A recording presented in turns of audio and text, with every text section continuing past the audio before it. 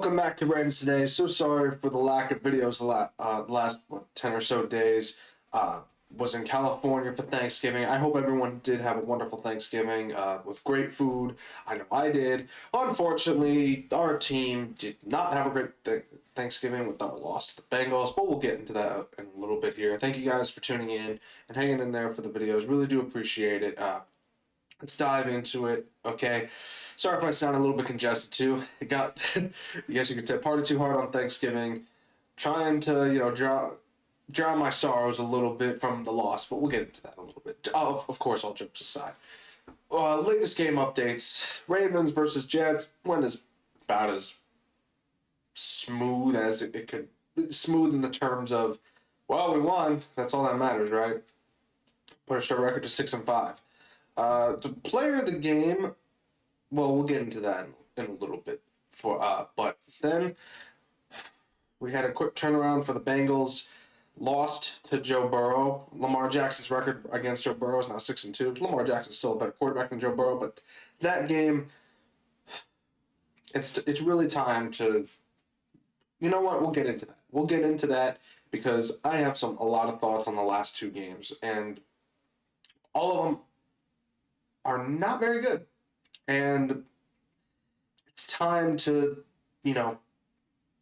we need to really start asking Lamar Jackson what is going on. But, all right, moving on. So, how the offense looked, let's go for the Jets first, because obviously the Jets happened first. Lamar Jackson, 13 for 23, 153 yards, 1 sack, no touchdowns, no interceptions. First time in his NFL career where he has not thrown for or rushed for a touchdown in 3 straight games. I mean, it's not like he needs to do it. He has other weapons around him. He doesn't have to do it. And he doesn't need to go for an MV4. We all know he should have won MV3 last year, but doesn't need to do it. But it's still kind of like an eyebrow raiser, like, okay. I legitimately think Lamar doesn't care about stats. He wants Super Bowl. That's what he wants. But we'll dive into it later. Derrick Henry, 21 carries, 64 yards, 2 touchdowns. Zay Flowers, 2 carries, 11 yards on a Jets sweep. Zay Flowers also lead receiver in the Jets game with 58 yards, over 5 receptions. Devontae Walker made an appearance with 1 reception for 30 yards. So, wasn't, I'm going to be honest, it was really lackluster for the offense, but again, like the defense is where it really shined. But this Bengals game, man, and bear with me here, I'm bringing up stats from the last, couple of games, and it was pretty staggering what the Bengals game looked like. Okay, so Lamar Jackson, 17 for 32, 246 yards, 1 interception, and 2 fumbles. We'll get into that much later into the video. Derrick Henry, 10 carries, 60 yards, 1 touchdown. Derrick Henry didn't get a single carry in the third quarter. And Rasheen Ali got more carries than Derrick Henry. It's mind-boggling to me that was the game plan. Are you serious? Against the Bengals? The Bengals defense is ranked like 31st in the NFL. 31st, and we blew it. Offense, we should have spanked them, and yet we didn't. Isaiah Likely, 5 receptions, 95 yards. Isaiah Likely almost had that touchdown, but fumbled at the 1-yard line for a touchback. PTSD from when Zay Flowers did that against the Chiefs in the AFC Championship game, but you know what? He shouldn't let that kill him. He should come back and hopefully look better in the next game. Mark Andrews, 4 receptions, 47 yards. DeAndre Hopkins got some catches as well, but it just... We'll get into the what is going on section later.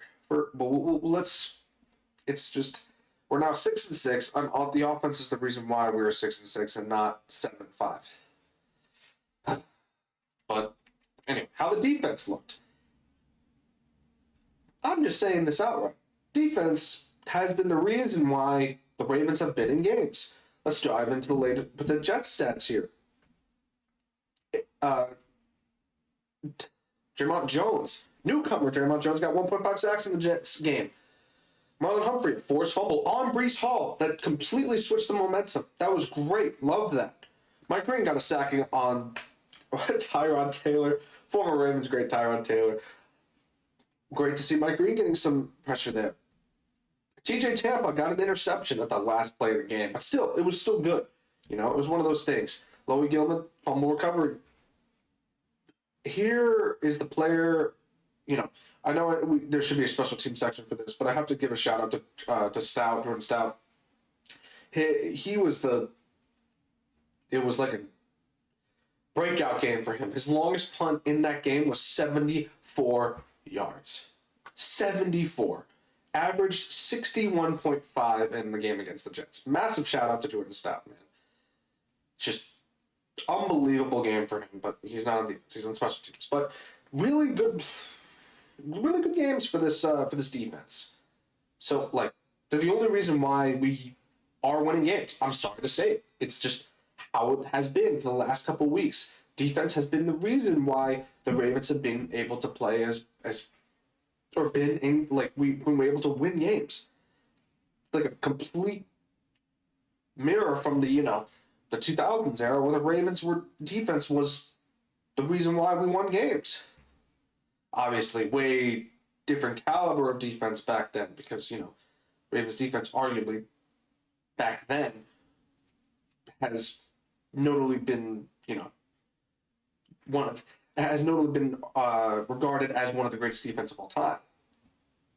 But we're still this is how we're winning games. Defense is why we're winning games. But Bengals game, I mean, we stayed in there as best we could. Defense really tried to keep it, as close as they could, but the offense was not helping at all. And I'm sorry, we'll get into the what is going on section on that. Marlon Humphrey got a sack on Joe Burrow. I loved that, by the way.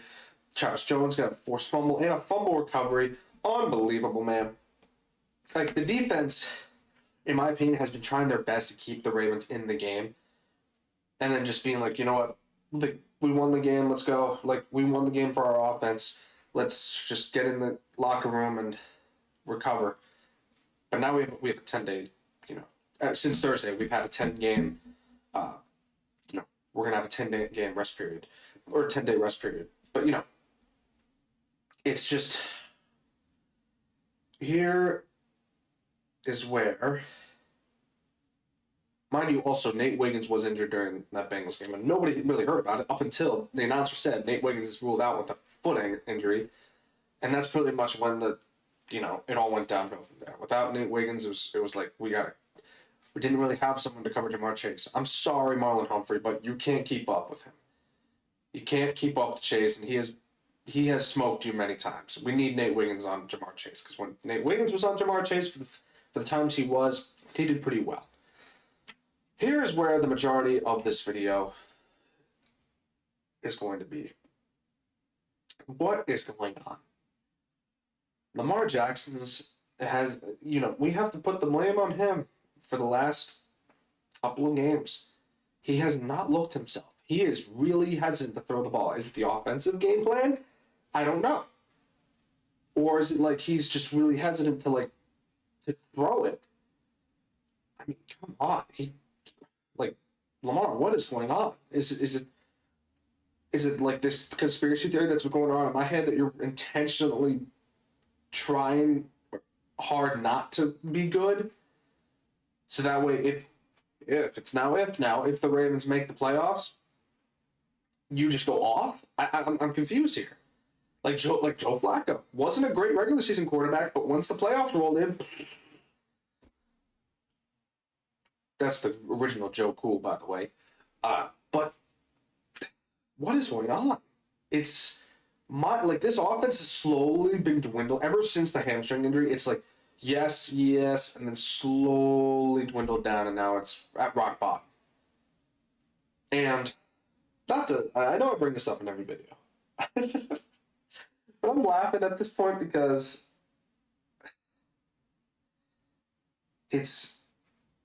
I'm pretty sure 77 had some blackmail on Harbaugh, or something happened behind the scenes where Harbaugh is very insistent on keeping 77 in the game, because Emory Jones Jr. got his first career start against the Bengals, and he replaced Andrew Voorhees at left guard, mind you. He did okay. It was your first game of the season, and he did pretty well. Ronnie Stanley gave him praise after the game and said, "Yeah, he did pretty well for during his first game. He settled in and got situated." But I'm like, why would you put him there? Voorhees, while inconsistent, I'd rather keep Voorhees at left guard and then just put Jones on the right guard position. What is going there? Every single time, and I will put my on my soul every single time this season that Derrick Henry or Lamar Jackson have had to, or only person I leave out of this is Keaton Mitchell, because Keaton Mitchell is just a very fast individual who's able to get up to speed a lot faster than Derrick Henry can. It's the truth. But when Derrick Henry gets going, it's really hard to stop. But anyway, anytime Derrick Henry rushes to the right, or Lamar Jackson on a QB rushing attempt is going to the right, or anytime a defensive edge gets around to number 77, it's all she wrote. So we're getting 2-3 yards max. Anytime Derrick Henry runs to the left side with Ronnie Stanley or Voorhees or now Emory Jones, gets a little bit farther. Because when Patrick Ricard is in as well, that also adds a little bit more push to the run blocking situation. Either way, go left, you're gonna have a much better chance of getting some more yardage versus going right, where you see a person fumble down and just not know what he's doing, and then he's like that worker that everyone here knows this. Like, there's always that coworker that looks from the surface or he's thinking, "Oh, I'm doing it. Look at me, coach. I'm doing it." Or, "Dude, look at me, boss. Like, I'm doing the job." That's who number 77 is. I've said my piece on him very much. I think that he should be if I was Steve Bisciotti, or if I was boss of John Harbaugh, I would say, "Listen, you either get rid of this guy right now. He is out of here. I don't care." And if John Harbaugh said that, I'm like, "All right, then you're out of here." Literally, I don't care if you live next to me. You're gone. I don't care if you harass me or say, badmouth the team. I'm like, the majority, the fan base, the majority of sports analysts, actually, no, all of the fan base, all of the sports analysts, everyone else, I would bet even on the Ravens team as well, get rid of him. Just get rid of him. I should, especially after that Browns game where Myles Garrett got 4 sacks and 77 pushed Myles Garrett into Lamar Jackson. Anyway, we finally got Emory Jones in the game, left guard. Need to switch him to right guard. Use Carson Benson, fine, use Voorhees, but at least we'll have a lot more consistency with Emory Jones next to Rosengarten and next to Linderbaum. Linderbaum can't do it all himself on the right side, But either way, whoever offensive linemen are going to be for the next few weeks, we really got to talk to Lamar Jackson, because it was his fault that we lost the game against the Bengals. He just didn't look himself. And I'm sorry, maybe it's the game plan, I don't know. And I'm a huge Lamar Jackson fan, but I'm also a bigger Ravens fan. I want my team to succeed. And I'm absolutely not saying that we should bench Lamar Jackson. Far from that. I just think that we need to say to Lamar, "Listen, what's going on, man? You haven't looked good. Is there something going on mentally, or is there something going on physically? What's going on?" Because and I say this, there have been moments in the game where you have cost us the game. And it's just, you are a better quarterback than Joe Burrow. You are the best NFL player in the NFL. Arguably best quarterback in the NFL. Obviously, I can say that quarterbacks have bad days. Everyone has a bad day. Tom Brady had bad games. Patrick Mahomes had bad games. Peyton Manning had bad games. Michael Vick had bad games. But they were able to come back from it. Lamar has slowly dwindled. It's like slowly, like, and it's like, dude, like, you're Lamar Jackson, Action Jackson. You got to get into that mindset where you don't need to be Superman. You don't need to be, but at the same time, but like we need you to figure it out, and we need, like, especially now, because our playoffs are dwindling on the balance of how you perform. I'm just saying, we don't exactly, we have divisional games coming up. The Patriots, who are the I guess, like, all is right in the world again when the Patriots are the number one seed. We got the Patriots coming up, Steelers twice, Bengals in Cincinnati. So we got to figure it out. We got to figure it out fast. Thank you all again for tuning into Ravens today. Hopefully everyone had a great Thanksgiving again. Really do appreciate you guys hanging in there, waiting for this video to come out. Have a good one, everyone.